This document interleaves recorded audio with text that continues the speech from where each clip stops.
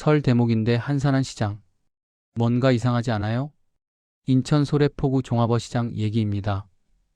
예년 같으면 차례상 준비하려는 사람들로 발 디딜 틈도 없어야 정상인데요. 올해는 달랐어요. 텅텅 비었더라고요. 손님은 거의 안 보이고 상인들 얼굴엔 한숨만 가득했습니다. 왜 이렇게 됐을까요? 지난 11일 한 기자가 현장을 찾았을 때 상인들이 한 말이 충격적이었습니다. 몇몇 상인들 때문에 시장이 다 죽게 생겼습니다. 자기네 시장 얘기를 이렇게까지 표현한다는 게 믿기시나요? 진짜 절박하다는 거예요. 그냥 장사가 안 돼서 힘든 정도가 아니에요. 뭔가 근본적으로 무너졌다는 거거든요. 오늘은 소래포구 어시장에서 벌어진 일을 통해서 신뢰라는 게 얼마나 무서운 자산인지, 그리고 그게 무너지면 어떻게 되는지 얘기해 보려고 합니다. 미스터 경제 구독과 좋아요, 알림 설정까지 부탁드려요. 자, 본격적으로 들어가 볼게요. 도대체 무슨 일이 벌어졌길래 명절 대목에 시장이 텅텅 비었을까요? 충격적인 사건 하나 말씀드릴게요. 지난해 8월 23일 새벽 2시쯤이었답니다. 소래포구 어시장 안에서 한 상인이 옆 가게 상인한테 흉기를 들이댔어요. 흉기요? 장난이 아니죠. 이유가 뭐였냐고요? 가격 담합에 동참 안 한다고요. B씨라는 상인이 다른 가게들보다 새우를 좀 싸게 팔았대요. 그랬더니 어씨라는 상인이 찾아와서 항의하다가 홧김에 흉기까지 꺼내든 거예요. 이게 말이 돼요? 더 기가 막힌 건요. 이 어씨가 과거에 폭력 조직에 몸담았던 사람이라는 겁니다. 그것도 인천 지역에서 활동하던 조직이었다고 하더라고요. 이런 사람이 어시장에서 버젓이 장사하면서 다른 상인들한테까지 영향을 미치고 있었던 거예요. 심지어 이 사람 전과도 있어요. 지난해 2월에도 소래포구 한 가게에서 욕설하고 소란 피우다가 업무방해로 기소됐거든요. 징역 6개월에 집행유예 2년 받았어요. 그런데도 계속 장사했다는 거 아니에요? 여기서 잠깐 생각해 보세요. 여러분이 그 시장 상인이라고 쳐봅시다. 열심히 장사하는데 옆 가게에서 조폭 출신이 흉기 들고 협박하는 거예요. 무섭지 않겠어요? 아니, 더 중요한 건요. 여러분이 손님이라고 칩시다. 이런 소식 들으면 그 시장 가고 싶으세요? 저 같으면 절대 안 가요. 뭔가 위험해 보이잖아요. 게다가 가격 담합까지 한다는데 바가지 씌울 것 뻔하고요. 실제로 소래포구는 오랫동안 바가지 요금으로 악명 높았습니다. 계량기 눈금 속이기, 상품 바꿔치기, 지나친 호객행위, 온갖 수법이 다 동원됐더라고요. 최근에도 한 상인이 대게 팔면서 저울 조작한 게 유튜브에 올라와서 또 난리 났어요. 한번 상상해 보세요. 명절 앞두고 가족들 먹을 해산물 사러 갔는데요. 킬로당 5만 원이라길래 샀어요. 근데 나중에 집에서 다시 재보니까 실제론 800g 밖에 안 나가는 거예요. 2만 원을 바가지 쓴 거죠. 기분이 어떻겠어요? 화나죠. 당연히요. 근데 더 화나는 건 이거예요. 아, 내가 또 당했구나. 이미 소래포구에서 한두 번 당한 게 아니니까요. 주변 사람들한테 물어보면 대부분 한 번씩 경험이 있다니까요. 여기서 재밌는 게요. 상인들도 이런 문제를 모르는 게 아니에요. 진짜 심각하다는 걸 알아요. 그래서 어떻게 했냐고요? 자정 노력을 엄청 했습니다. 가격 표시제 캠페인도 벌이고요. 1억 원어치 광어회를 무료로 나눠주는 이벤트도 했어요. 1억이요. 작은 돈 아니잖아요. 그 정도로 필사적이었다는 거예요. 신뢰를 회복하려고요. 근데 효과가 있었을까요? 글쎄요. 일시적으로는 좀 나아진 것 같더라고요. 그런데 이번 흉기 사건 터지고 또 저울 조작 영상 나오고 그러면서 다 무너져 버렸어요. 60대 한 상인이 이렇게 말했답니다. 아무리 신뢰를 회복하려고 노력해도 자기만 살겠다고 하는 사람들이 있으니 시장이 다 죽게 생겼다. 얼마나 절박했으면 이런 말이 나왔겠어요. 자기가 평생 일군 터전이 무너지는 걸 보는 심정이란 말이에요. 억울하겠죠. 나는 정직하게 장사했는데 옆집 때문에 같이 매장당하는 거니까요. 실제로 시장 상황이 얼마나 심각한지 아세요? 예전에 130개 상가가 있었는데요. 지금은 60개밖에 안 남았대요. 절반도 안 되는 거죠. 다들 못 버티고 문 닫았어요. 그럼 손님들은 어디 가냐고요? 당연히 안 가죠. 댓글 보면 반응이 확실해요. 소래포구 가지 마세요. 이마트가 더 저렴하고 친절합니다. 이런 댓글에 공감이 125개나 달렸어요. 아니, 이게 진짜 아이러니한데요? 재래시장이 뭐라고 늘 주장했습니까? 대기업 횡포 때문에 힘들다고 했잖아요. 이마트, 롯데마트 같은 데가 골목 상권 죽인다고요. 그래서 정부한테 규제 풀지 말라고 난리였고요. 근데 지금 보세요. 손님들이 직접 말해요. 이마트가 더 저렴하고 친절하다고요. 이게 뭡니까? 재래시장이 오히려 더 바가지 씌우고 불친절하다는 거 아니에요? 한 댓글이 정말 뼈 아프더라고요. 재래시장이 하루빨리 망해야 하는 이유. 맨날 대기업의 횡포를 부르짖지만 자기들이 그 누구보다 횡포를 부리는 집단. 이게 현실이에요.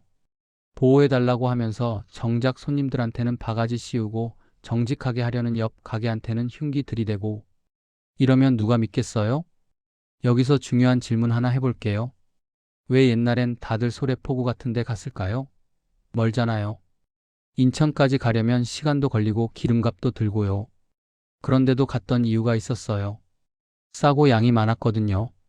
진짜로요. 같은 돈으로 서울에서 사는 것보다 훨씬 많이 살 수 있었어요. 신선도도 좋았고요. 항구 바로 옆이니까 갓 잡은 해산물이 들어오잖아요. 한 댓글이 이걸 정확히 짚었어요. 예전에는 도시보다 싼 가격에 많은 양을 줬기 때문에 멀리까지 갔다. 근데 이젠 도시보다 더 비싸. 그래서 안 간다. 딱 이거예요. 가격 경쟁력이 사라진 거죠. 아니, 경쟁력만 사라진 게 아니에요. 오히려 역전됐어요. 이마트가 더 싸진 거예요. 어떻게 이런 일이 가능하냐고요?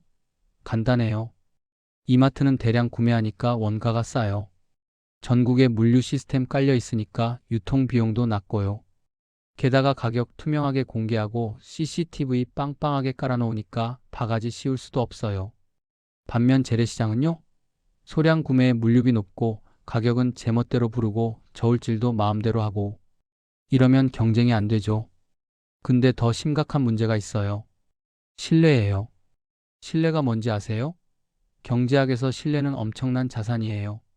눈에 안 보이지만 돈으로 환산하면 어마어마하거든요. 예를 들어볼게요. 여러분이 어느 식당을 처음 가는데요. 주변 사람들이 거기 음식 맛있고 양도 많고 친절해라고 하면 편하게 가잖아요. 메뉴판 보고 시킨 거 나오면 의심 없이 먹고요. 근데 거기 바가지 조심해. 양도 적게 주고 불친절해라고 하면 어때요? 일단 안 가게 되죠. 혹시 가더라도 긴장하면서 가요. 메뉴 나오면 양부터 체크하고 계산서도 꼼꼼히 확인하고요. 이 차이가 신뢰예요. 신뢰가 있으면 모든 거래가 쉬워져요.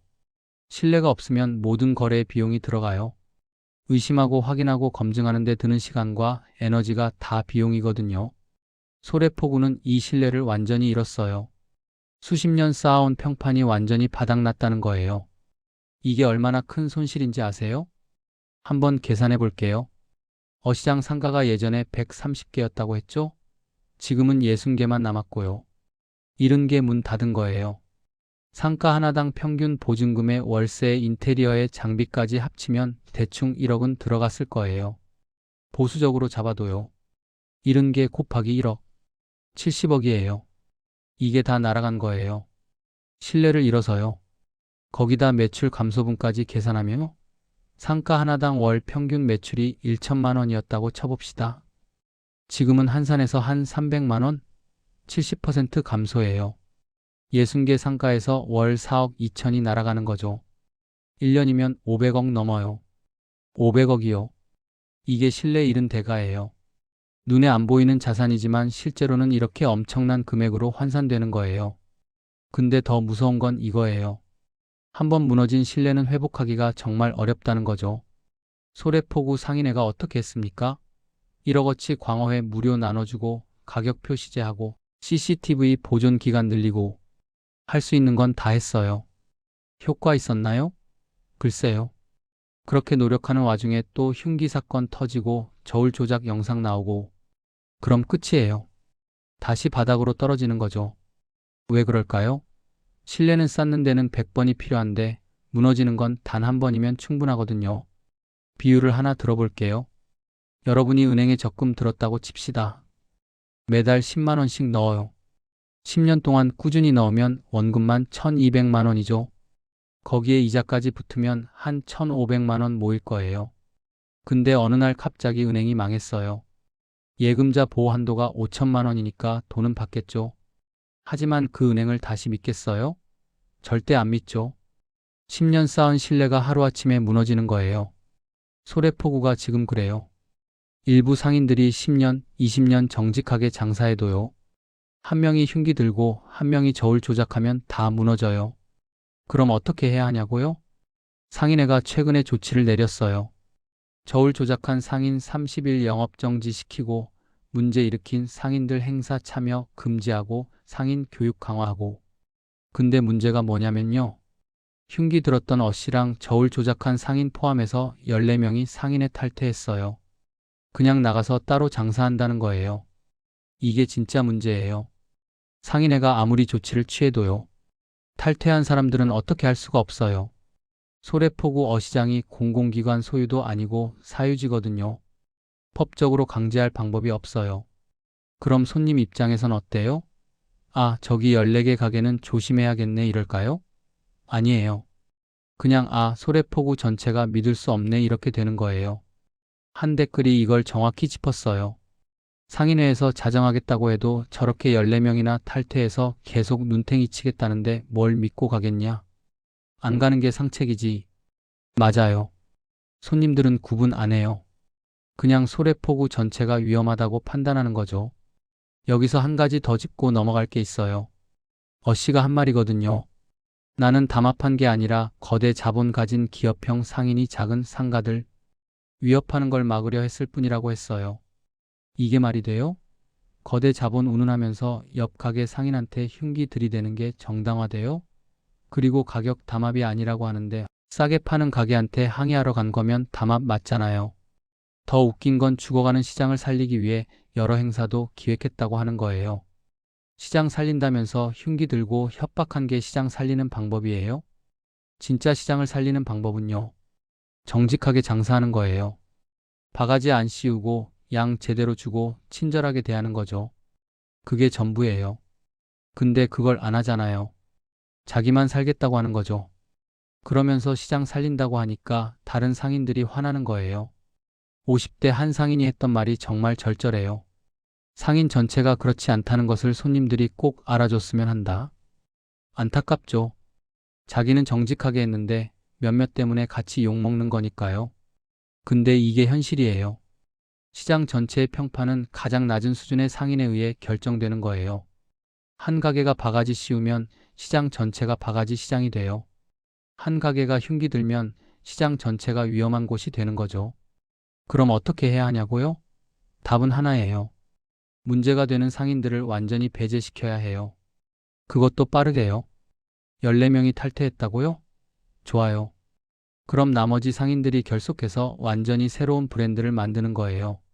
실내 소래포구든 뭐든요. 인증제 도입해서 여기 가입한 가게는 100% 정직 보장한다. 이렇게 가는 거죠. 물론 쉽지 않을 거예요. 돈도 많이 들고 시간도 걸리고요. 근데 안 하면요? 지금처럼 천천히 죽어가는 거예요. 실제로 다른 곳에서 성공 사례가 있거든요. 노량진 수산시장요. 여기도 예전에 바가지로 악명 높았어요. 근데 일부 상인들이 정직하게 인증제 만들고 가격 투명하게 공개하고 불친절한 가게는 퇴출시키고 그랬더니요. 손님들이 다시 오기 시작했어요. 물론 완벽하진 않아요. 여전히 문제 있는 가게들도 있고요.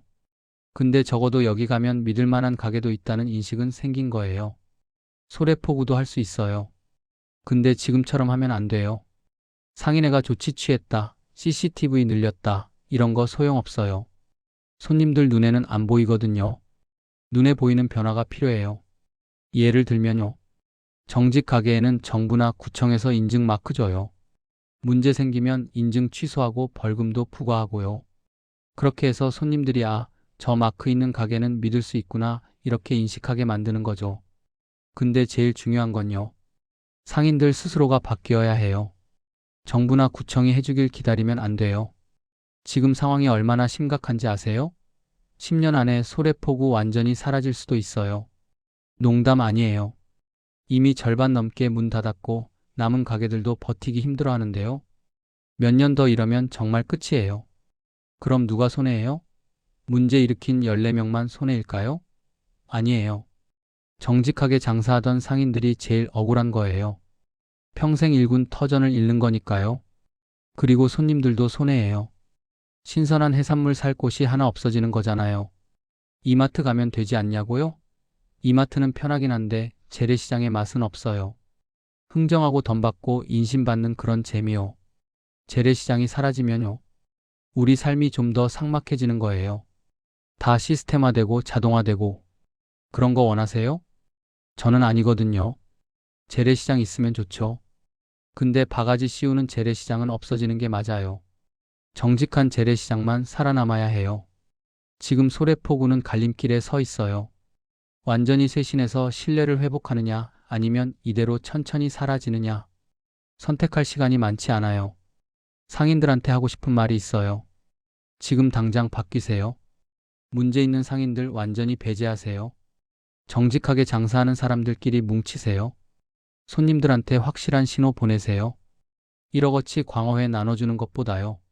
문제 상인 14명 완전히 퇴출시키는 게 100배 효과적이에요. 그게 진짜 신뢰 회복하는 방법이거든요. 그리고 손님들한테도 하고 싶은 말이 있어요. 조금만 더 기다려보세요. 진짜 정직하게 장사하는 상인들도 있거든요. 그 사람들까지 같이 죽이면 안 돼요. 물론 지금 당장 가라는 건 아니에요. 확실한 변화가 보일 때까지는 조심하는 게 맞아요.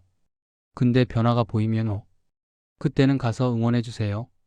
정직한 사람들이 살아남아야 시장도 사는 거니까요. 신뢰는 쌓는데 오래 걸리지만 무너지는 건 한순간이에요. 소래포구가 지금 그걸 뼈저리게 느끼고 있는 거죠. 여러분도 비슷한 경험 있으실 거예요. 재래시장에서 바가지 쓰고 다시는 안 간다고 다짐했던 거요. 그 기억이 얼마나 오래 가요? 몇 년? 평생? 신뢰를 잃는다는 건 그런 거예요. 오늘 영상 도움되셨다면 미스터 경제 구독, 좋아요 해주세요. 우리 모두가 정직한 거래를 할 수 있는 세상, 그런 세상을 만들어가는데 여러분의 관심이 필요합니다.